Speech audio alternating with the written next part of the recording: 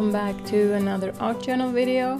Today's page is made with spray inks and a few stencils, and it's very colorful, which isn't really what I normally do, but as I've said before, I like to use my art journal for trying out different products and just testing and see what works and what doesn't, and sometimes things work out just fine and sometimes they don't. So if you want to see how this page is made, then just keep on watching.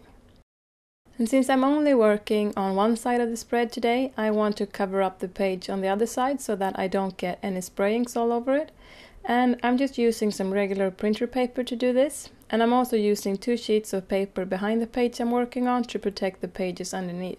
And to secure the sheet on the right side, I'm using some masking tape and temporarily adhering it to the middle. And I have picked out a bunch of my Dylusions Spray Inks in some bright and bold colors, and I will be using these all over the page. I don't have anything planned at this point, and I will just spray and see what happens. And I'm starting with a bright yellow color and adding that to my page. And since these inks will blend together when I add them on top of each other, I am drawing this layer of color before I add another one, just to prevent them from mixing too much and make a muddy color. They will still mix a bit, but not as much as if I would have sprayed them on top of a wet layer of color. And I'm using a stencil from Dylusions here and a pink color to add some detail in the background. The color looks a bit red here on camera, but it's really an almost neon pink color. And then I'm going a bit crazy here with all of the colors and just spraying them all over my page. I didn't think about the fact that the mystery bottles would spread the ink all over the page when I used them and make this pattern in the middle of the page. And my yellow color is hardly visible anymore, and I had hoped to get a clean yellow color in the middle. But I have only myself to blame, and what I should have done was use a piece of paper to mask off the areas I didn't want colored. But now this is what it looks like, and I will just have to work with it. I do have a bit of a love-hate relationship with my spray inks, and I love how easy they are to use and all of the things you can do with them. But honestly, I hate the fact that they are so messy and you get ink everywhere, even if you try to protect things around you. And another huge downside to these inks in particular is the fact that the nozzles always dries up and get clogged, even if I clean them after each use. And it's a fight every time I try to use them. To try and fix the problem with the yellow ink in the middle, I just added more color on top of it and the problem's gone. Unfortunately, I no longer have that bright yellow color on my page, but I guess that's okay. I wanted to add some detail and contrast to the page, so I went back in with the same stencil I used before and sprayed it with my black ink. The page isn't as dry as it should have been, and the black doesn't end up as crisp as I had hoped for. And I did know before I started that I should have dried the page better before adding the black ink, but I'm lazy and I didn't have the patience to wait, so this is what happens. And I also used a few other stencils together with my black spray ink, and I love the contrast between the black and the bright colors in the background.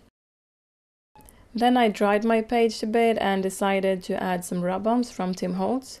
And things started out pretty okay with the butterfly, but then I was punished for being lazy and not drying the page well enough.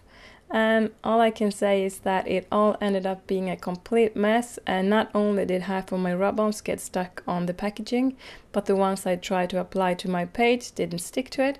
Instead, the page got stuck on the rub-ons and peeled off. So after a few attempts to salvage what I could, I decided to put the rub-ons away. And the few pieces of my page that had peeled off, I adhered back with some matte medium and tried to make it look as good as I possibly could. And to cover up some of the mistakes I made, I used this stencil from Tim Holtz and the black spray ink again and added some black all around the page. And then I used this stamp set from Dylusions and stamped one of the sentiments in jet black archival ink, since this ink is water resistant. I stamped on a piece of cream colored cardstock, and then I cut out all of the words.